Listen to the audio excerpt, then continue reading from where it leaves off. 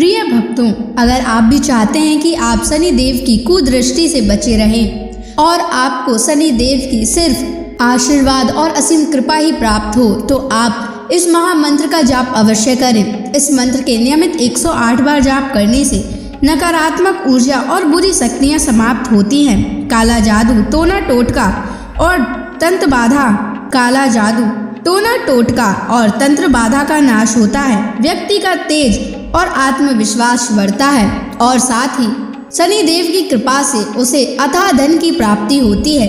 इसलिए प्यारे भक्तों, आप इस महामंत्र का जाप अवश्य करें। जिस भी भक्त ने आज तक इस महामंत्र का जाप किया है, उसे सिर्फ शनि देव की असीम कृपा ही प्राप्त हुई है। इसलिए प्यारे भक्तों, आप इस महामंत्र का जाप अवश्य करें। यह मंत्र बहुत ही शक्तिशाली और प्रबल मंत्र है। इस मंत्र का प्रभाव तुरंत ही दिखाई देने लगता है और साथ ही आपका जीवन सुखद हो जाएगा।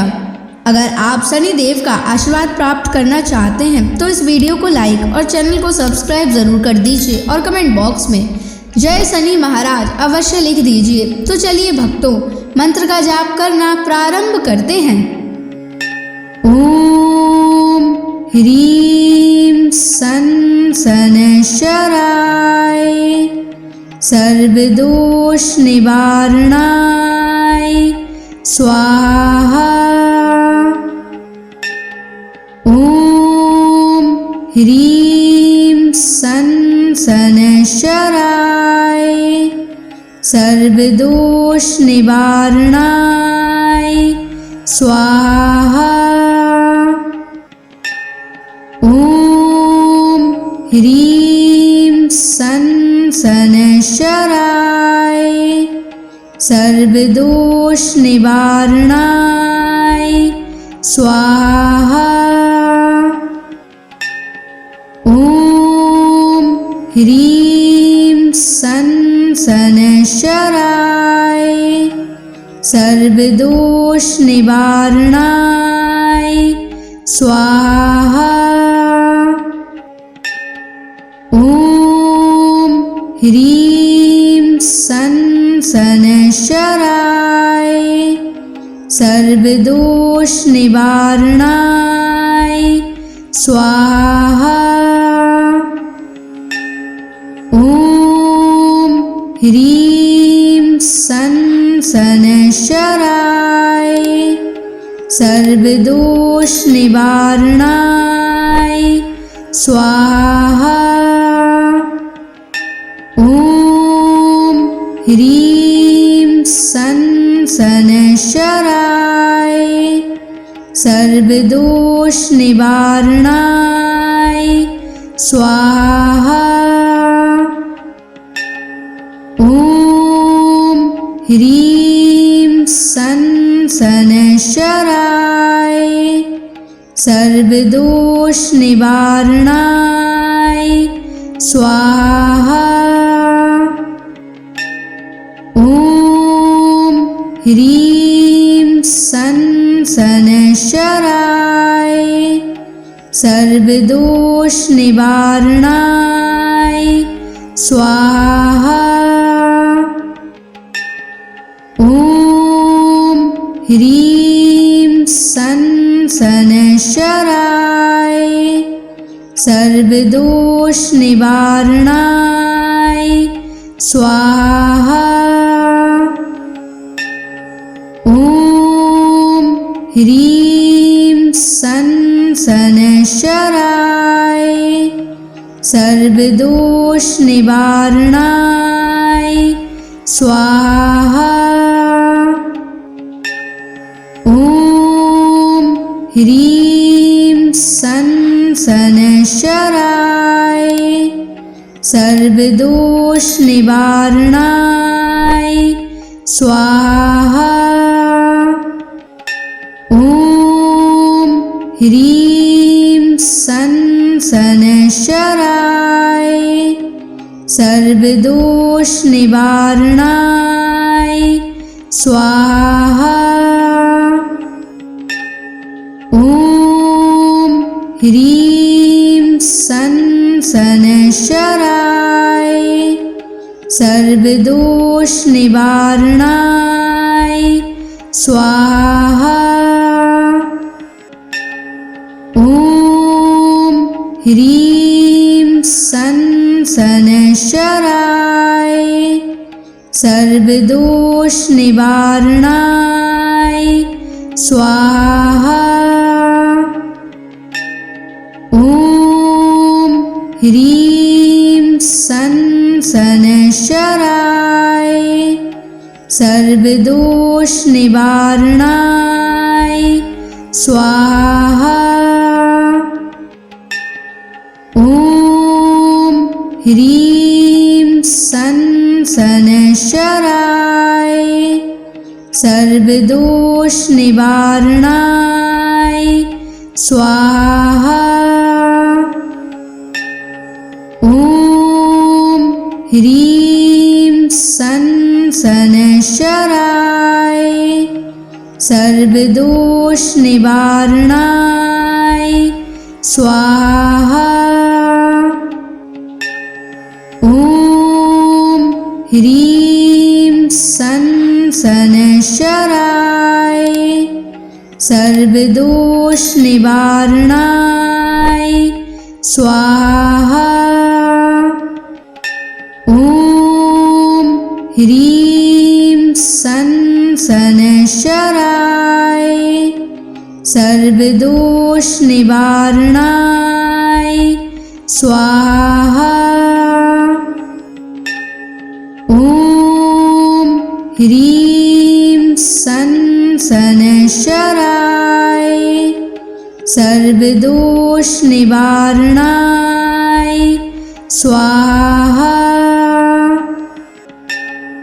ॐ ह्रीं सन् शनैश्चराय सर्वदोषनिवारणाय स्वाहा। ॐ ह्रीं सन् शनैश्चराय सर्वदोषनिवारणाय स्वाहा। ॐ ह्रीं सन् शनैश्चराय सर्वदोषनिवारणाय स्वाहा। ॐ ह्रीं सन् शनैश्चराय सर्वदोषनिवारणाय स्वाहा। ॐ ह्रीं सन् शनैश्चराय सर्वदोषनिवारणाय स्वाहा।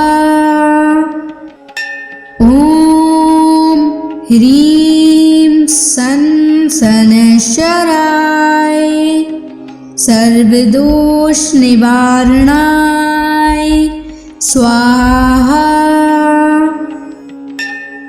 ॐ ह्रीं सन् शनैश्चराय सर्वदोषनिवारणाय स्वाहा।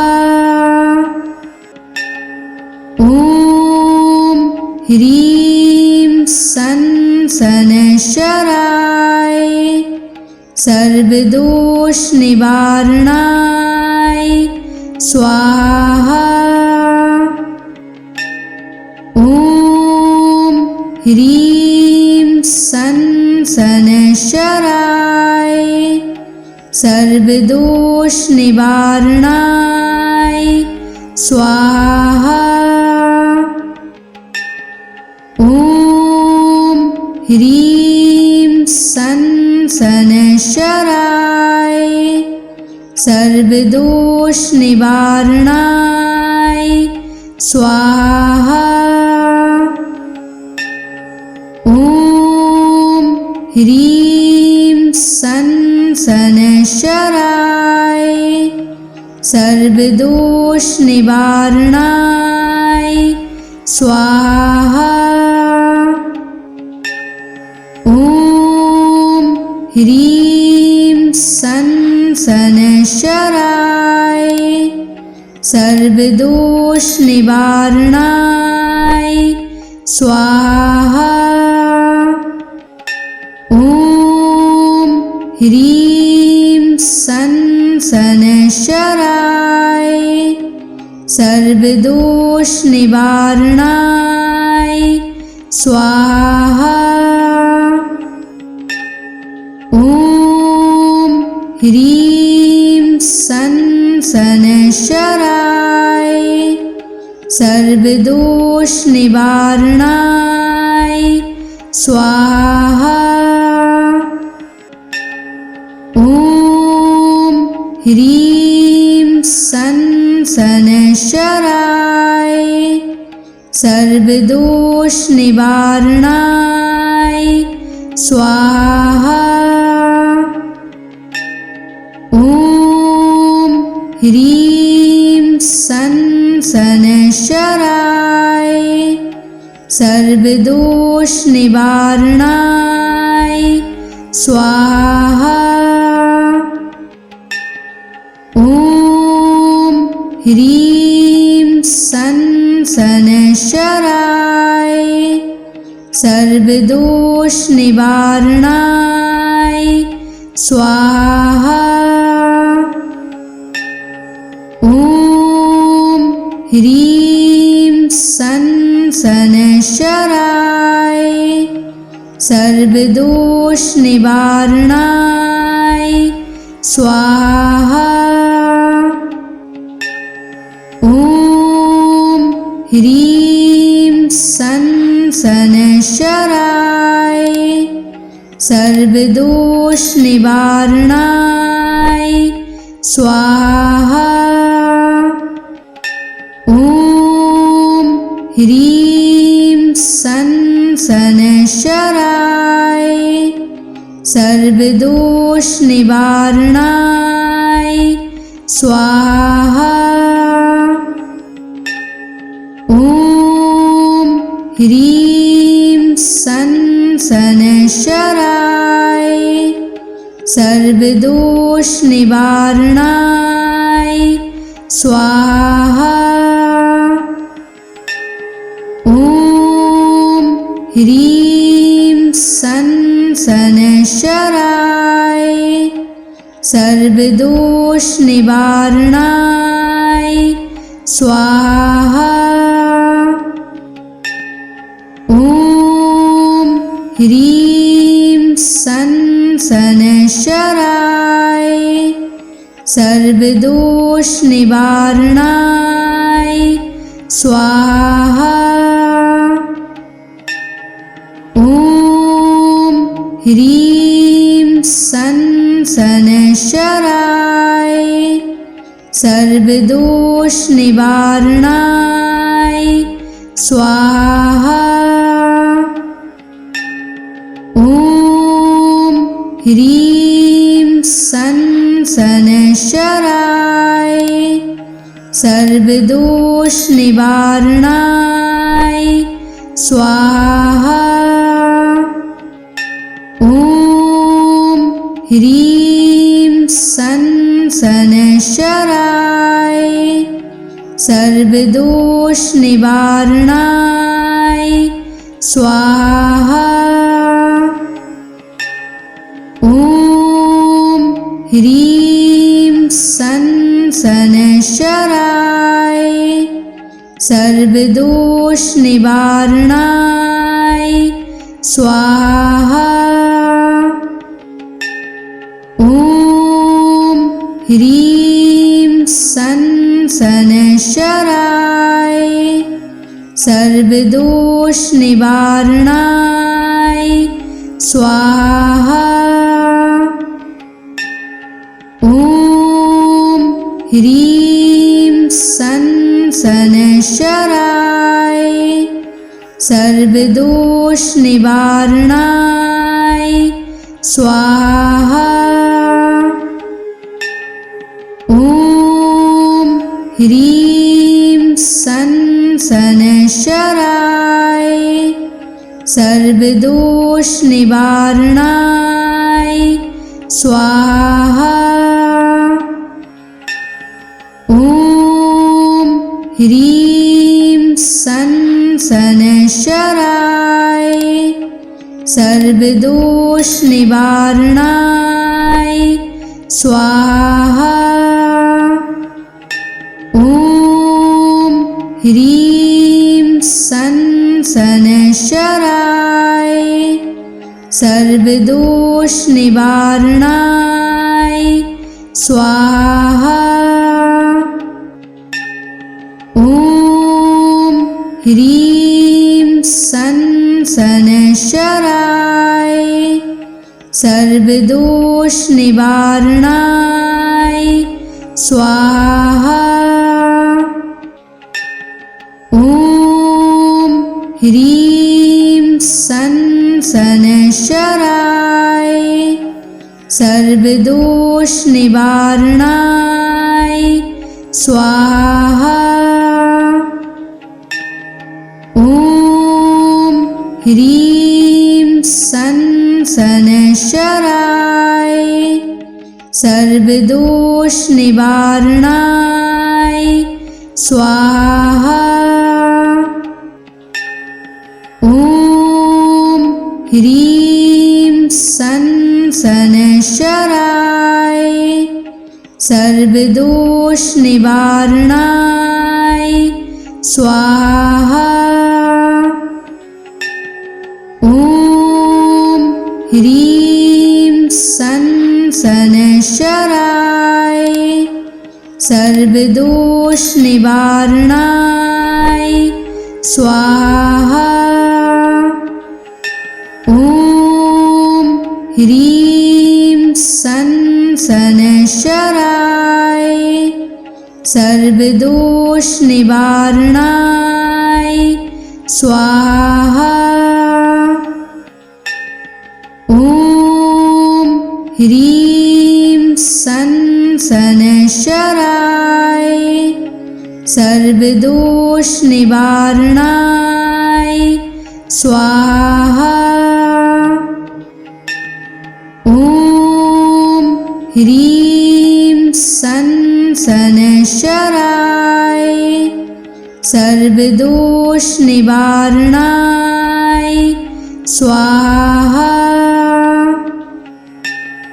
ॐ ह्रीं सन् शनैश्चराय सर्वदोषनिवारणाय स्वाहा।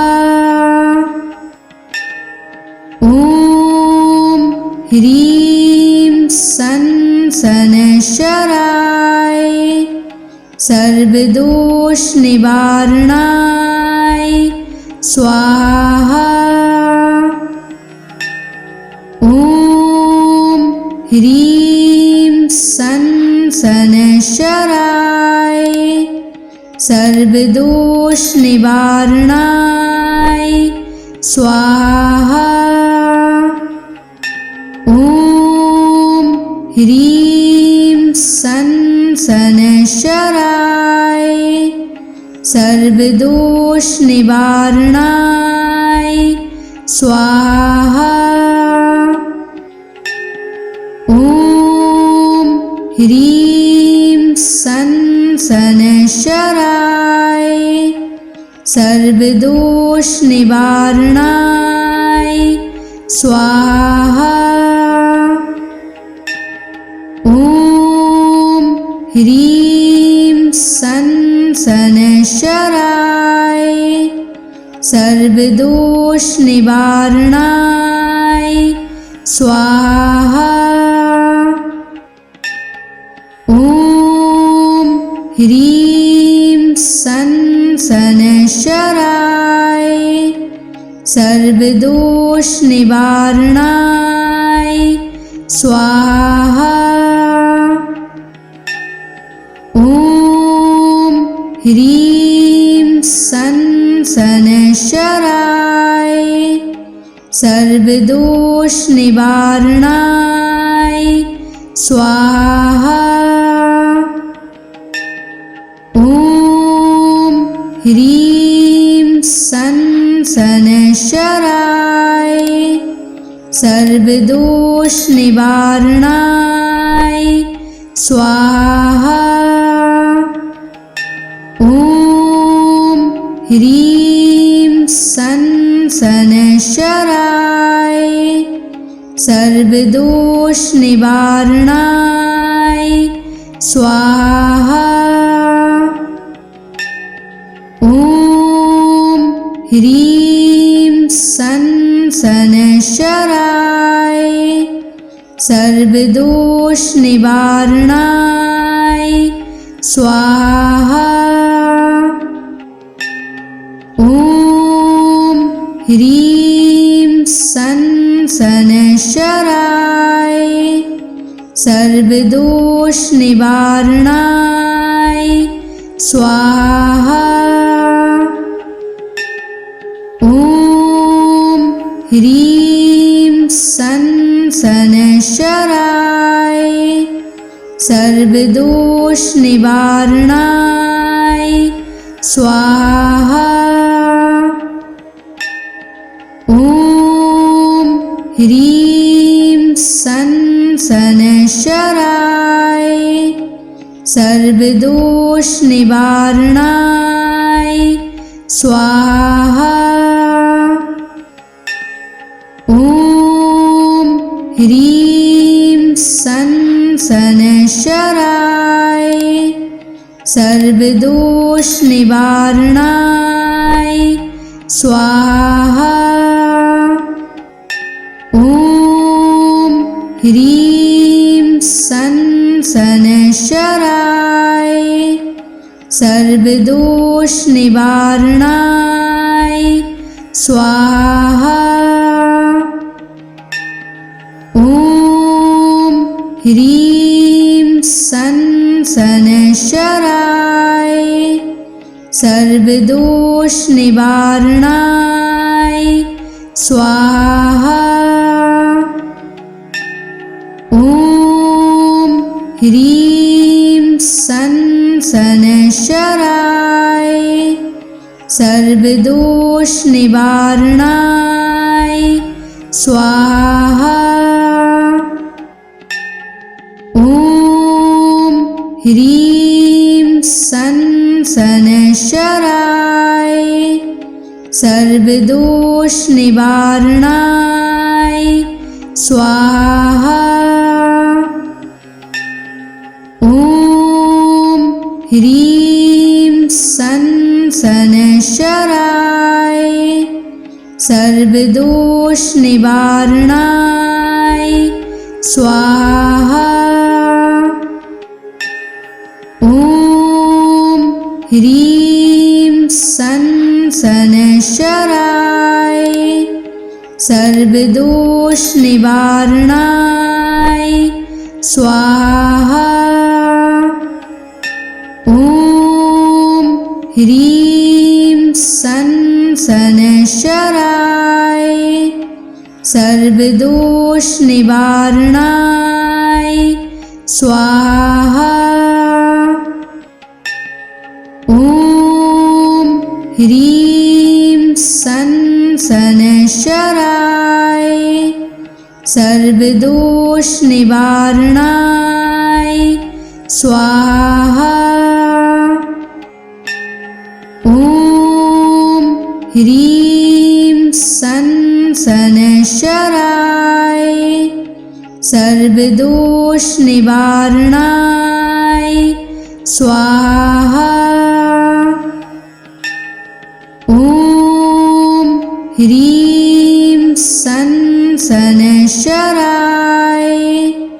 सर्वदोष निवारणाय स्वाहा।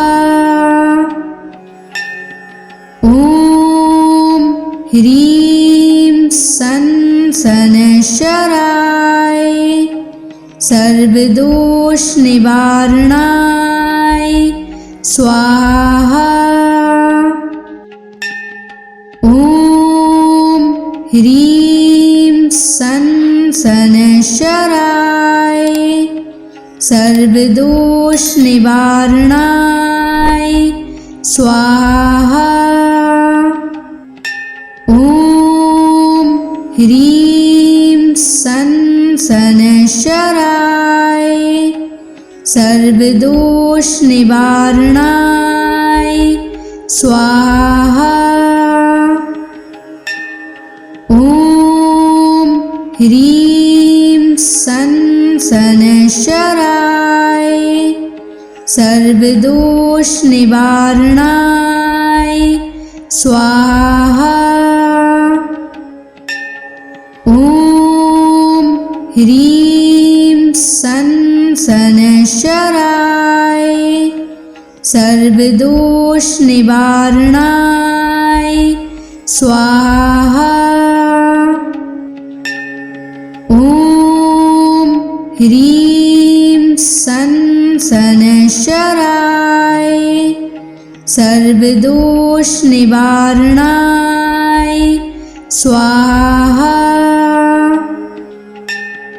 ॐ ह्रीं सन शनैश्चराय सर्वदोष निवारणाय स्वाहा।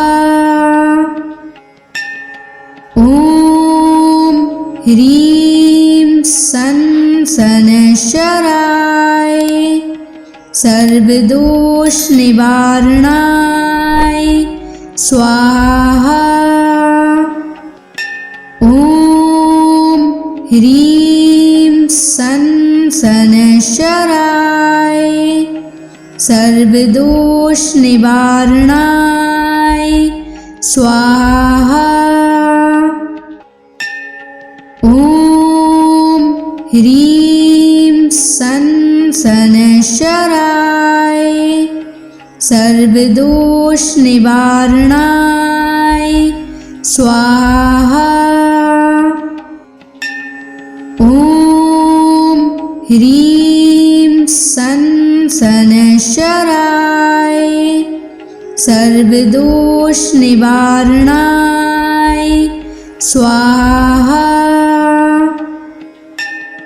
ॐ ह्रीं सन शनैश्चराय सर्वदोष निवारणाय स्वाहा। ॐ ह्रीं सन शनैश्चराय सर्वदोष निवारणाय स्वाहा। ॐ ह्रीं सन शनैश्चराय सर्वदोष निवारणाय स्वाहा। ॐ ह्रीं सन शनैश्चराय सर्वदोष निवारणाय स्वाहा। ॐ ह्रीं सन शनैश्चराय सर्वदोष निवारणाय स्वाहा। ॐ ह्रीं सन शनैश्चराय सर्वदोष निवारणाय स्वाहा। ॐ ह्रीं सन शनैश्चराय सर्वदोष निवारणाय स्वाहा। ॐ ह्रीं सन शनैश्चराय सर्वदोष निवारणाय स्वाहा। ॐ ह्रीं सन शनैश्चराय सर्वदोष निवारणाय स्वाहा। ॐ ह्रीं सन शनैश्चराय सर्वदोष निवारणाय स्वाहा। ॐ ह्रीं सन् शनैश्चराय सर्वदोषनिवारणाय स्वाहा। ॐ ह्रीं सन् शनैश्चराय सर्वदोषनिवारणाय स्वाहा। ॐ ह्रीं सन् शनैश्चराय सर्वदोषनिवारणाय स्वाहा। ॐ ह्रीं सन् शनैश्चराय सर्वदोषनिवारणाय स्वाहा। ॐ ह्रीं सन् शनैश्चराय सर्वदोषनिवारणाय स्वाहा। ॐ ह्रीं सन् शनैश्चराय सर्वदोषनिवारणाय स्वाहा। ॐ ह्रीं सन् शनैश्चराय सर्वदोषनिवारणाय स्वाहा। ॐ ह्रीं सन् शनैश्चराय सर्वदोषनिवारणाय स्वाहा। ॐ ह्रीं सन् शनैश्चराय सर्वदोषनिवारणाय स्वाहा। ॐ ह्रीं सन् शनैश्चराय सर्वदोषनिवारणाय स्वाहा। ॐ ह्रीं सन् शनैश्चराय सर्वदोषनिवारणाय स्वाहा। ॐ ह्रीं सन् शनैश्चराय सर्वदोषनिवारणाय स्वाहा। ॐ ह्रीं सन् शनैश्चराय सर्वदोषनिवारणाय स्वाहा। ॐ ह्रीं सन् शनैश्चराय सर्वदोषनिवारणाय स्वाहा।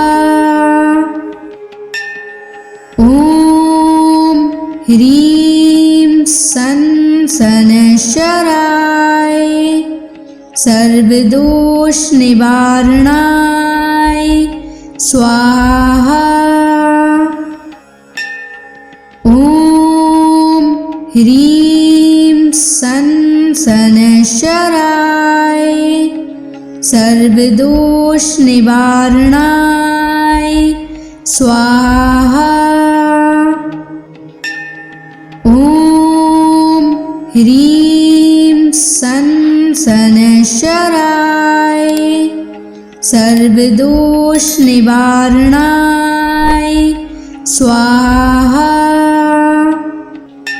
ॐ ह्रीं सन् शनैश्चराय सर्वदोषनिवारणाय स्वाहा।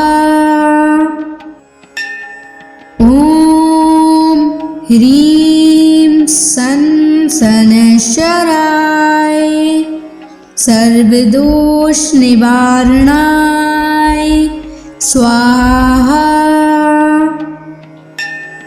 ॐ ह्रीं शनैश्चराय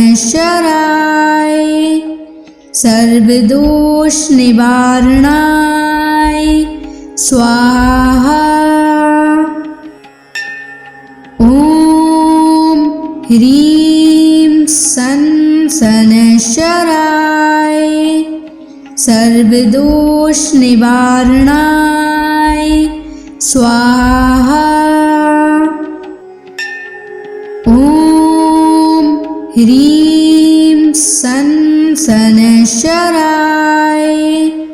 सर्वदोष निवारणाय स्वाहा। ॐ ह्रीं शनैश्चराय सर्वदोष निवारणाय स्वाहा। ॐ ह्रीं शनैश्चराय सर्वदोष निवारणाय स्वाहा। ॐ ह्रीं शनैश्चराय सर्वदोष निवारणाय स्वाहा। ॐ ह्रीं शनैश्चराय